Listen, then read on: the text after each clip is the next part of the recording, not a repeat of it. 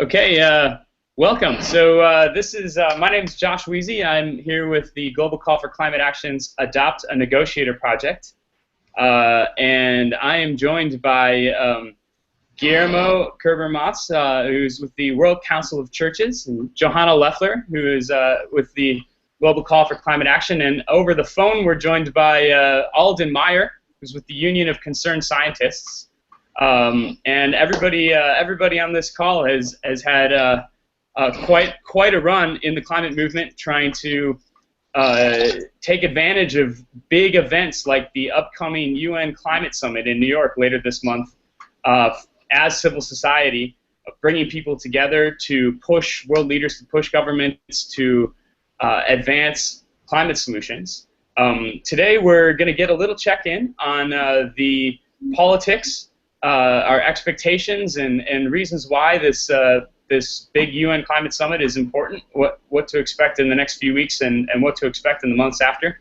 We're going to dig into what civil society groups around the world are doing. There's a lot happening in New York City days before the summit, and events happening as part of this global mobilization around the world, and we're going to talk a little bit about what you can do. So the Adopt a Negotiator project is putting out a ask for climate communicators around the world to flood the media with op-eds, with editorials, with guest posts on blogs, calling into radio shows, and trying to connect local climate issues in your community, in your town, or in your state or province or your country, to this big moment that's happening both with civil society groups and activists around the world mobilizing, and just days later with world leaders convening in New York to kick off what's likely to be a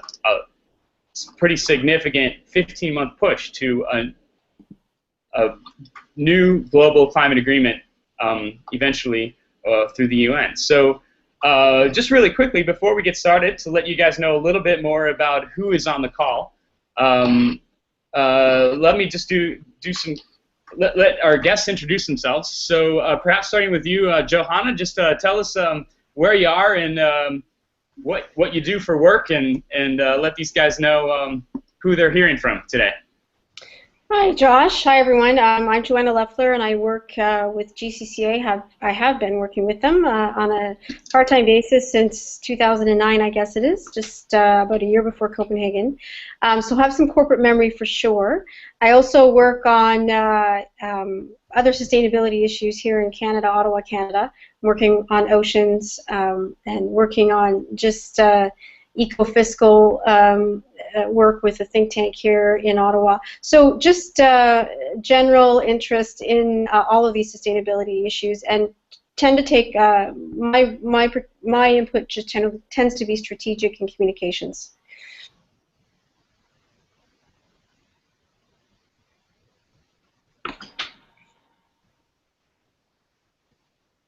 Can't hear you, Josh.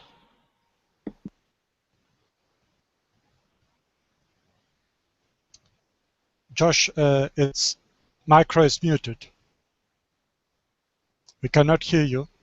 Sorry about that, guys. We had a little bit of audio feedback, so I was keeping it muted while I sorted that out. So, Guillermo, could you introduce yourself? Sure, with pleasure. My name is Guillermo Kerber. I'm originally from Uruguay, and I'm based in Geneva, Switzerland, where I coordinate the work on care for creation and climate justice in the World Council of Churches.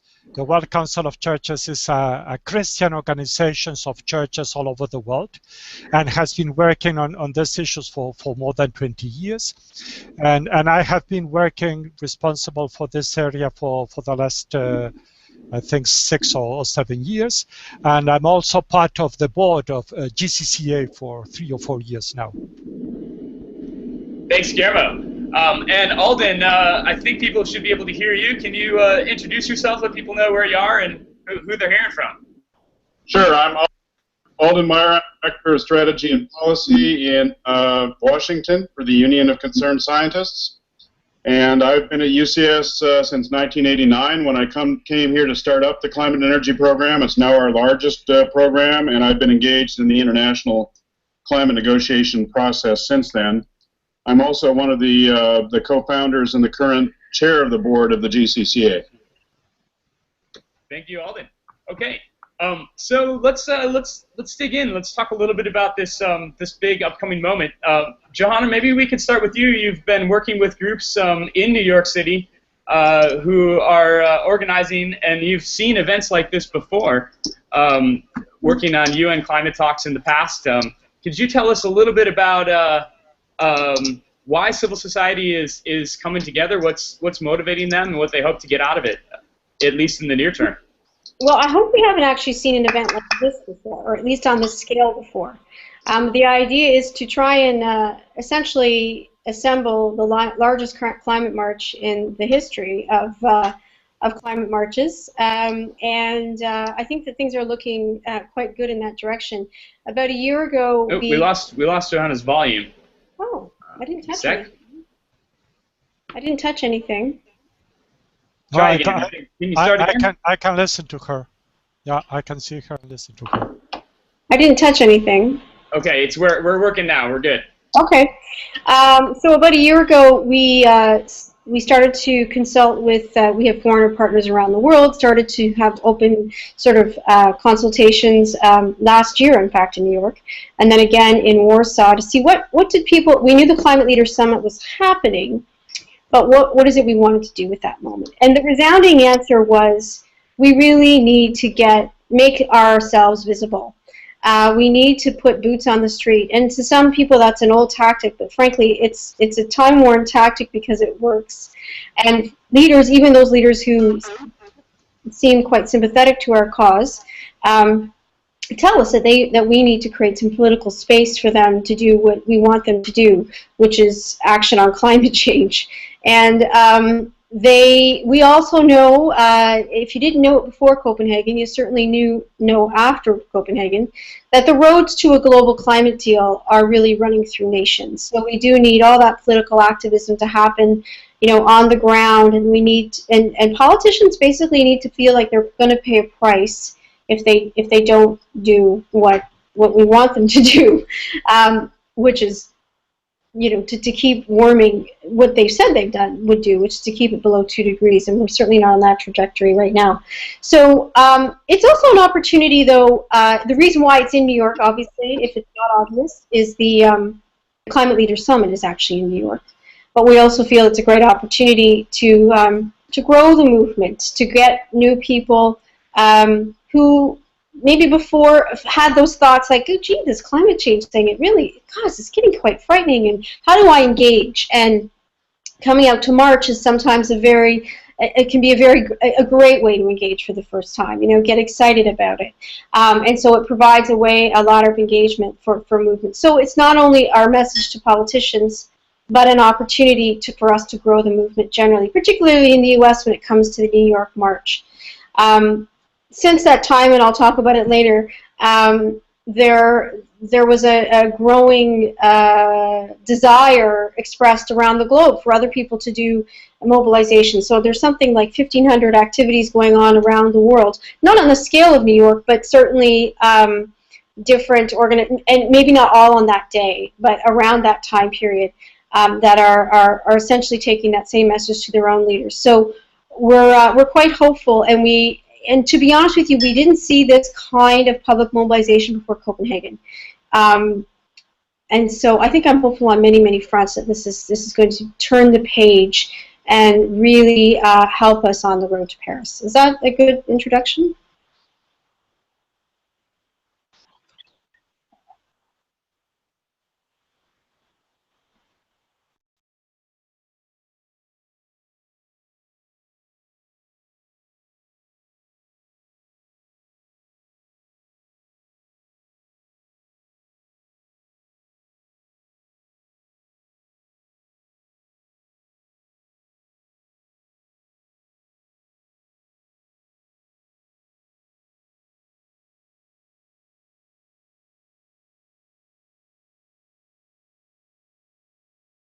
In from folks.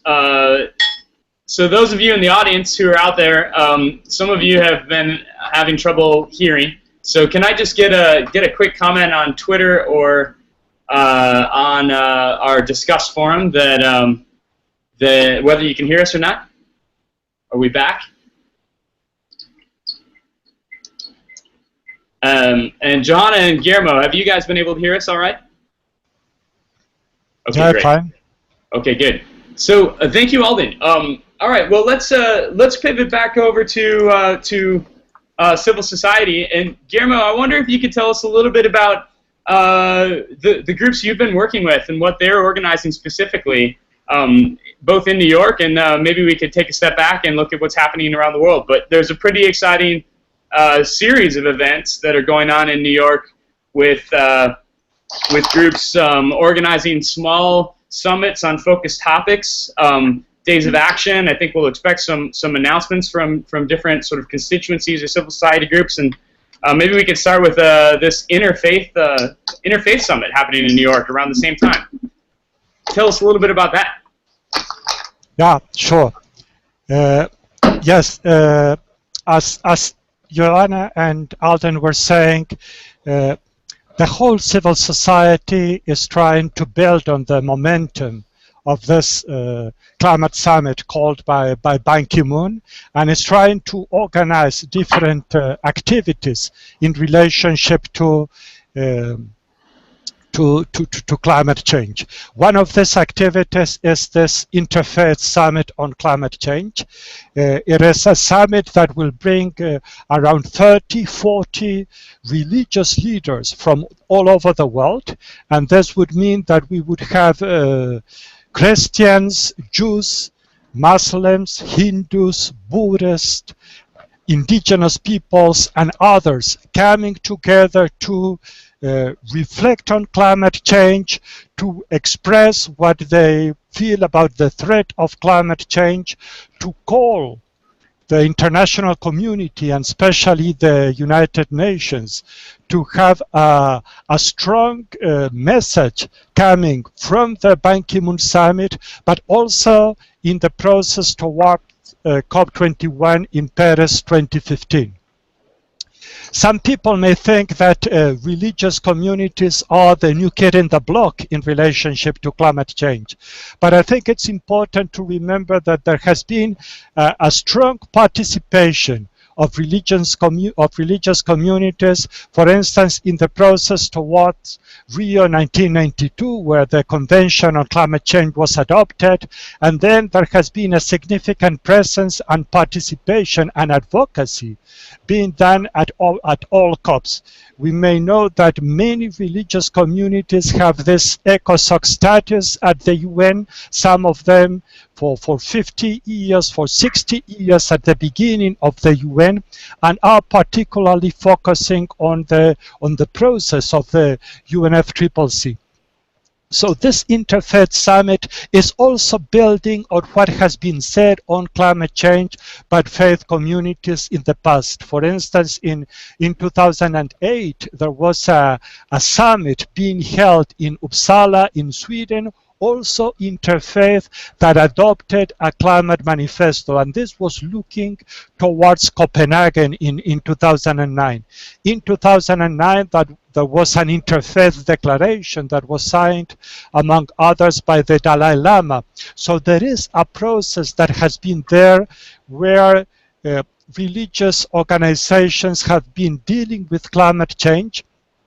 And we thought this is an opportunity to show that religious communities, religious organizations, churches, and other institutions contribute to the global civil society mobilization around the summit. Many people have come to us asking, well, we want to go to New York. And our first reaction is, don't come to New York. There will be a lot of people. We hope there will be 1 million people in the march on Sunday, the 21st of September. But what we're encouraging people to do is to organize activities in different places of the world, to link with civil society. We've For instance, with the World Council of Churches, we are collaborating with 350.org in order to organize activities in different parts of the world. The main message, I think, is to express the concern about climate change, to show the window of opportunity is very small and we need to use it now at the Ban Ki-moon summit, but especially having a clear message towards COP21 in Paris. Thanks, Guillermo. I wonder if you could speak just a little bit to the idea of these guys. A lot of the folks on this call are reaching out to to media. They're going to try and pitch editorials and op-eds. They're going to be trying to place blog posts. When they're reaching out to communities that aren't necessarily already connected to this issue, when they're reaching out to new folks who are new to the climate change push for solutions, they're new to climate issues. They obviously have these two fantastic news hooks. We have the UN Climate Leaders Summit, and we have this mobilization that kind of goes in all these different directions with sort of elements of it, like the faith interfaith summit and the march, which is going to have thousands, maybe 1 million people on the street, with other events happening locally around the world. Are there any lessons maybe that you might be able to pass on? Lessons learned from the World Council of Churches experience for using your voice and putting it out there and really connecting with people on these issues, helping bring it home, even if they're not climate activists sort of initially. One of the things that we say very often is that climate change should be approached from a holistic perspective. This is, climate change is not only, of course it is an environmental issue, of course it is a political issue, it is a social and cultural issue, but it has many ramifications. Let me give you a concrete example. Every year in the World Council of Churches, we organize an activity here in Switzerland that it's called Building an Interfaith Community, and we bring around 30 young people, not only Christians, but especially Christians, Jews, and Muslims, to live together during 3 weeks and to build this interfaith community. And this time, they focused on climate change. And what they stressed is that climate change has a very strong intergenerational dimension. This is, it's a challenge, it's a threat that we're facing today, but it's also affecting the youth and future generations. So it's not only that you are green, that you need to be concerned about climate change, but if you're concerned about life, if you're concerned about your life and the life of your children, and in my case, children, and I hope one time, grandchildren, climate change is affecting us and will affect future generations. So this group of young people realize, well, we're not very much aware about climate change. This is not our priority in what we're doing. There are many other things that are there, but they realize that climate change is having an impact in them and will have impact in the future. So if we analyze deeper what climate change means, we can see how it is affecting. It has different dimensions and it is affecting all people in different ways. Thanks, Guillermo. I appreciate that.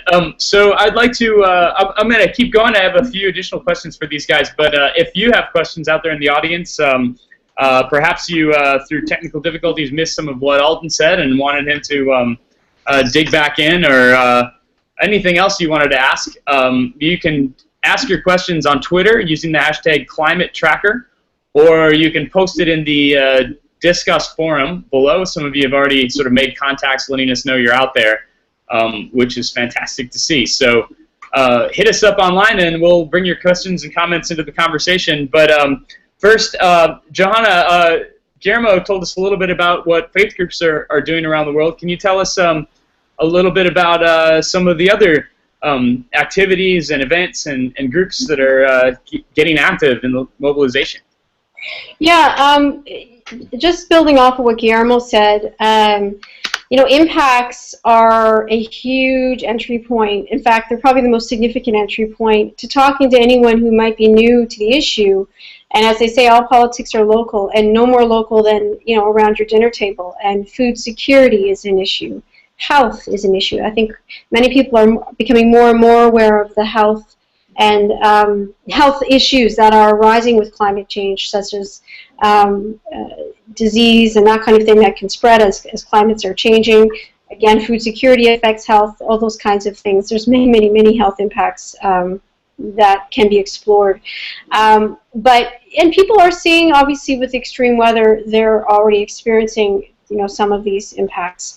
But faith is I think it's a really important entry point for many people as to how you can speak about climate change, and we're seeing a variety, as Guillermo mentioned, religious leaders really stepping up and talking about the issue from their faith perspective, and I think that's a real opportunity for us. And maybe too, Guillermo can either send to you later either links to, I don't know whether parts of the Interfaith Summit will be webcast, or obviously when we're able to get a statement, et cetera, to share with everyone here. That's something else that they can use, I think, going forward. And I just noticed in my email yesterday from 350, just again talking about the New York March, that they've got 28 different religious faiths and denominations represented in the march. Which brings me to the other thing you wanted me to talk about, which was some of the other groups that are organizing both for the march, but also I would say towards the Climate Leaders Summit itself, which is more along the line of what Guillermo's, the Interfaith Summit effort, is really geared towards leaders. There's women who are hosting. If you go to the Climate, it's Climate NYC. I'm just going to get you. I'll send it to you. Does that make sense if I can send it to you and you can send it out, Josh? We can post it. We can post it on the below on the page. So any links that we need to share, we can share on the page for the Skill Up and then the links on the YouTube page, etc. Okay, great. So I won't bother with it now. But there's a plethora of events that are listed on the Climate New York City. It's kind of normally it's run by the Climate Group, and normally it's their events, but they have offered to host whoever wants to throw up their events that are happening. You can find them there. So there's women. The women are also going to walk during the march and have a wall of women. Very soon, I'm hoping today, Avaz will be releasing because they've been involved more on the relationship with the police, organizing. So it'll be clear. You know, where are the scientists marching? A lot of the scientists want to march. The families and parents and moms, which is, I think, a fantastic entry point. Whether you're a grandparent or a mom or dad, or frankly, you know, a child that you care about, this is a great entry point, I think, to talk about those issues. And so there's a whole families section as well on the march. So there'll be lots of, people have self-organized, so you could be marching with a bunch of people who happen to be from Kansas. So there's just a variety of different segments, I guess. People have self-identified and found others who are identifying with them to show the diversity of groups that are marching. So I am happy to send that along to you so people can see the. I'll send you the Climate New York City website, but also anything else I can think of in terms of different groups who are engaging with this. I mean, obviously, on the global side of things, people can go to the peoplesclimate.org website and click on the global and just scroll down a little bit, and you'll see a map, and you can click on wherever it is you see a dot, and you can see the various activities that are going on in globally. As I indicated, there are about 1,500 of them that we know of around the world. Yeah, so I think that's it for now. Happy to turn it back over to questions. Yeah, that's fantastic. So 1,500 events planned around the world thus far. And looking at the map, which is peoplesclimate.org, there's a link to join an event. And if you guys are out there and you're looking for who else is active in your country to connect these issues with a local cause, or just point to something that might be a little more relevant to local media in addition to the big global event happening, there's no end in pretty exciting opportunities both to get involved in and to point to.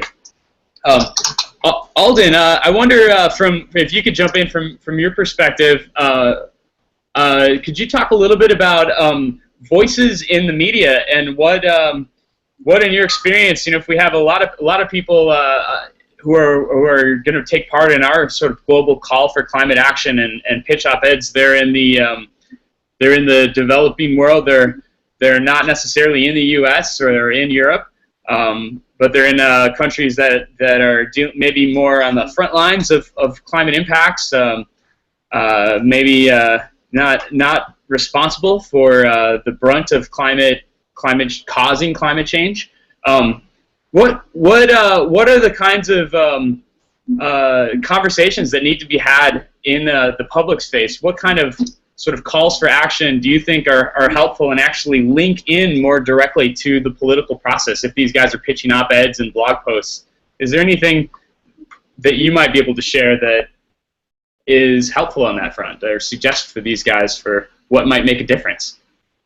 Sure. I think the beauty of this process is there's space for a whole variety of both messages and messengers around climate change. So I mentioned a couple of the big international things that are going on, like the new climate economy report, but there are literally thousands of narratives being sort of pitched right now around the world, around climate impacts, around the integration of climate change with development, around some of the very exciting strategies and policies that developing countries are adopting to promote clean economy. There were some 60 countries in Bonn, Germany, at the last climate negotiating session in June that in one way or the other endorsed the call for a phase out or total decarbonization of the global economy by mid-century. Most of them were small countries, least developed countries, small island states. There were a few others like Germany and a few others that talked about getting on that path.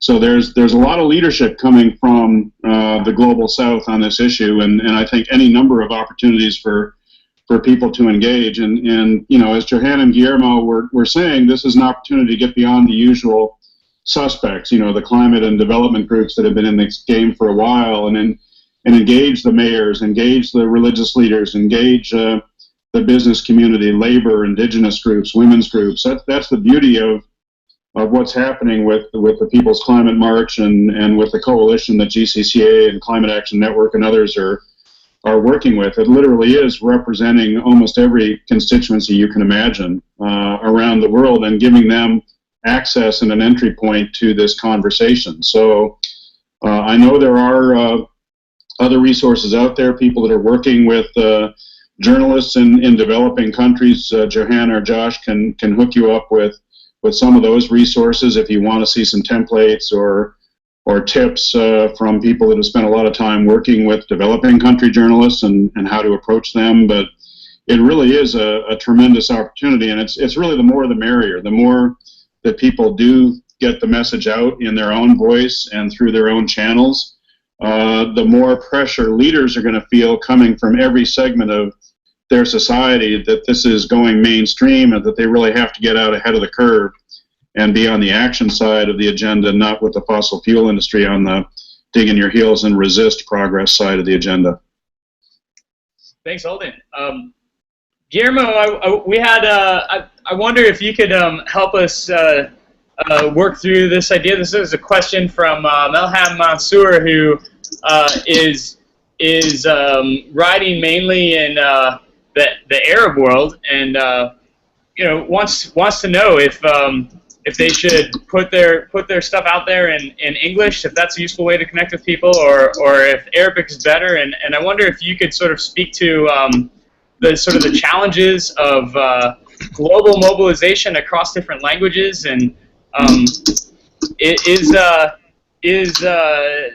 a preference in terms of going to English newspapers and having more impact, or going to maybe local languages, newspapers, and having an impact? And how do you reach the people and forge a real connection? Is there anything that you guys have learned in the sort of multilingual world of organizing faith groups?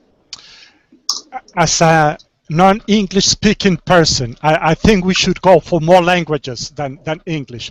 Of course, with English you can reach a lot, but if there is possibility of at least having some articles, press releases, and so on in other languages, this will help to reach a lot. I think it's also important to realize that if you're looking at a global mobilization, although in many countries internet is quite available, the reach out of radio is also very important. No? So to have some messages in the radio by in different languages and local languages, this is very relevant. For the time being, the website for the summit is only in English. We are encouraging to take part of this. There are some interesting videos, for instance, in it, to have part of it being translated in different languages. And at the WCC, at least we always work with not only English but also German, French, Spanish, and in some cases some other languages. So I would strongly encourage to go to other languages. There is already a lot of information in English, but if we really want to reach out to the communities, to different countries where many people would not understand English or would not be able to reach this information, it would be very good to have in local languages this information and encouraging people to organize activities in different parts of the world. Thanks, Guillermo. And I'd like to second that. Working with fellows from around the world who come from places where obviously English isn't the main language. I think you know, if you feel comfortable writing in Arabic, for example, and you can reach out to Arabic media, you're almost more likely to get published and make a connection with people in a lot of cases, because there is almost a wealth of climate information in English and a dearth, or like an absence of climate information in a lot of other sort of media, language media. So it's been really powerful if you can write in Urdu, or you can write in Portuguese, or you can write in Spanish. A lot of times you can have even a bigger impact at a local level. So so now we have a question from Colombia, from Salome. I might be speaking of English speakers, I'm probably pronouncing your name wrong, I'm sorry. But the question is pointed towards Johanna, and maybe in addition, Guillermo and Alden, you might be able to speak to this. How can we really accomplish action for our decision makers and not stay only on symbolic messages? So she's asking, what's the best way to address messages to actually leverage real action? So governments pick up on a lot of sort of rhetoric, and if you really want to push for action specifically, do you have any sort of experiences for what your voice can do to make that happen? And Johanna, maybe we could start with you. That was a well, I think that, you know, NGOs or organizations that have credibility in your specific countries have a real role to play. And Alden and I were talking about this on a larger call earlier this morning about, in a sense, you know, who is the validator of what might be announced at the Climate Leaders Summit, i.e., you know, who's adding those commitments up? What do they really mean? What kind of megaton reductions are they, et cetera, et cetera? But more importantly, if there are announcements of things to come, who's keeping their feet to the fire, the government's feet to the fire on those promises? And I think that's where obviously civil society, particularly in countries or in subnational regions like cities, states, etc., you know, those organizations have the credibility on the ground with media and with your own you know, fellow citizens, etc., to really put the feet to the fire, you know, on governments. I always say governments, they do things for two reasons. they want to avoid any pain, or they're trying to seek some kind of pleasure, a reward. They want to, so they want the acknowledgement, obviously, and we, as NGOs, maybe we don't do that enough of acknowledging when people are doing, or governments are making good decisions. But they also want to avoid negative things. They don't want to have problems. So we always have that threat there. So on one hand, we're giving and we're saying that is the right thing, but beware. We're going to be on top of you to make sure that you do these things. And I'm hoping that was the question that was asked, because that's the way I heard it. Yeah. Yeah, this is Alden. Let me just add a little bit to that, because I think the really important thing is to figure out ways to connect this to issues back home in your country that people already care about, whether it's health, whether it's, you know, affordable energy, whether it's clean air or clean water, you know, whatever the issues are that are resonating. The worst thing is to have climate change be perceived as this faraway issue that's being negotiated by technocrats in New York or Bonn or, you know, some other capital far from your country. So you need to personalize it, bring it down home, you know, connect it to a fight or a campaign that you're already engaged in. You know, if there's a big coal plant being built, you know, put their feet to the fire on that. That's really the litmus test. Rhetoric isn't. So, you know, or if there's some development to bring decentralized renewable energy to electrified villages in a developing country, make that the focus so that people see tangible benefits from addressing the climate crisis and don't perceive it as this distant, faraway thing.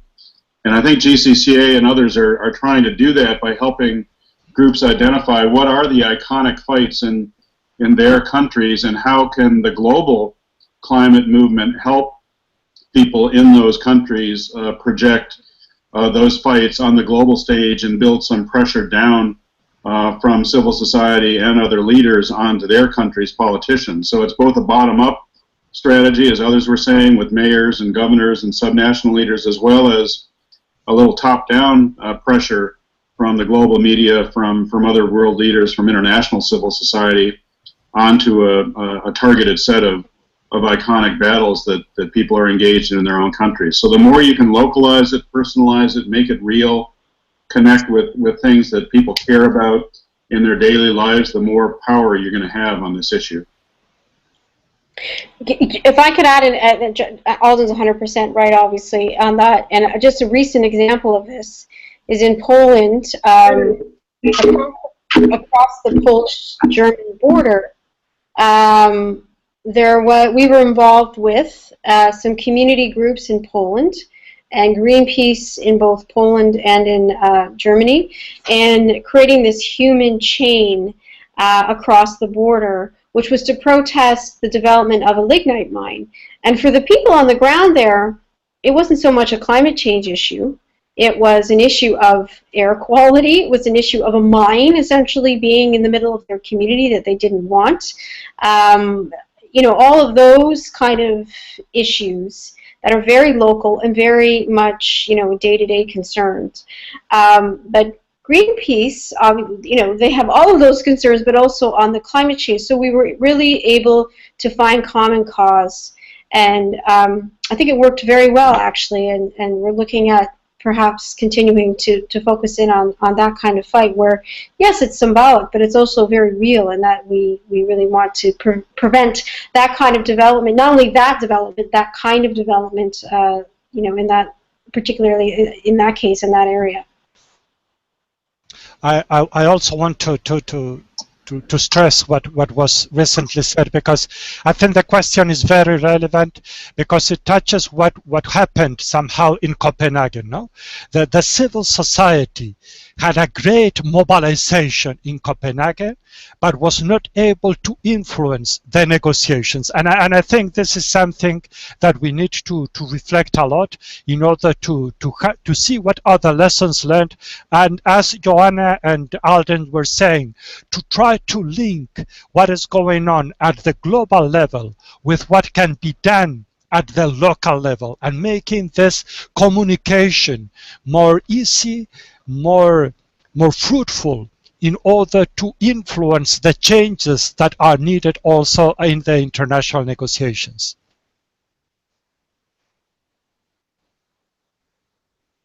Thank you, Guillermo, Johanna, and Alden. And so maybe along those lines, from Anna Valermo, do any of you have suggestions for topics to make climate change more accessible for students in particular? Guillermo, you talked a little bit about it, it being an intergenerational issue. Do you think that is that something that young people sort of intrinsically understand, or are there other ways to communicate that to really young people that you think if you're doing stuff in blogs or you're reaching out to sort of university papers, for example, you can really make this stuff connect? Yeah, for instance, there's a very interesting issue going on in many universities, and it's this process of divestment from fossil fuels. This is to realize that climate change has many things, and I must say that well, the World Council of Churches decided to divest from fossil fuels because of the request of young people. This is when young people are aware of what's going on the reality of climate change, on the causes of climate change, they can play a very important role. I think for students also it's very important to be able to understand the science of climate change. We have now a scientific consensus on climate change, in the sense that it is human-induced. What are the causes? What are the consequences? I think it's important for students to be able to understand this scientific consensus, and also to play a role in translating into more understandable language, because not everybody, those who are not students, those who are not academics, sometimes it's very difficult to understand the science, but to translate into an understandable language what is going on, and to link it, as Joanna was saying, to what are the concrete experiences in relationship to coal, in relationship to water, in relationship to food security that might be experienced in different places. That's great. Thank you. I think in addition, potentially like another example, possibly like a less potent or powerful one, but there in China, where it's political activism is a bit more challenging. Students are similarly getting involved in campus like carbon accounting initiatives. So they're just literally just trying to understand the carbon footprint of their campus. So rather than maybe investments, and so there are other sort of tools where you can engage in the issue. You can have a real impact by potentially pushing for steps to lower your campus initiative or your campus carbon footprint. And it kind of opens the door to bigger issues so that people can get involved in the politics in a more sort of comfortable way. But I think there are lots of examples out there of where both solutions and climate impacts intersect with young people's lives, and we should look for those. The other example I'd give, Josh, is the power of young people learning the issue, becoming expert on it, and then challenging their grown-ups, whether it's their parents or politicians or business leaders or university presidents. I mean, I'll tell you one story. Back in 2000, we and other groups helped a bunch of college students in the Northeast do a campaign in New Hampshire aimed at presidential candidates, asking them what their plan was to deal with climate change. And Senator John McCain, who was campaigning for the Republican presidential nomination, got so tired of responding to student after student at town meetings and events in New Hampshire that he didn't have a plan on climate change, that he eventually turned to his staff and asked them to develop a plan for him, so he had something to say back to all these kids who were asking him tough questions about global warming. And that was the origin of the McCain-Lieberman climate bill. Was students bird dogging Senator McCain in New Hampshire, in the snows of New Hampshire in the late 1999 and early 2000. So, in a similar event, we know that Sasha and Malia Obama had an impact on their father between the first term and the second term, in terms of moving this agenda up on his radar screen as a legacy issue. So don't underestimate the power of young people to act as sort of a moral compass for their elders on an issue like this. And the other thing is, you know, the interesting lesson in that, Alden, is that even though you guys were active in the 2000 campaign, the seeds were very importantly planted for some years later. So, you know, we're not going to win this fight. This is like very similar to climate change. We're not going to see snap overnight solution done, silver bullet. We can all go back to our lives. This is going to be an ongoing and gradual, I hope, victory. So the message, I think, to students and to everyone broadly, to youth, is that this is probably the fight of our lives. Like literally, we're going to be doing this probably for the rest of our lives, and certainly for yours. And not only on the mitigation side, but on adapting to what we've already got.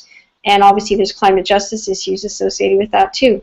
So, you know, don't get discouraged, I would say. And let's students, at least in my country, there's a very discouraging trend where youth are not voting. They're drastically reducing the number of youth, those under the age of 25, who just aren't voting in elections. They're very politically active in different ways, but they're not voting. They don't see an impact, and that's a real problem. We definitely need to engage our students. They need to be politically active. They need to be voting. At the end of the day, if you live in a democratic country, that's where the rubber hits the road in terms of you know, electing governments that will do the kinds of things we need them to do.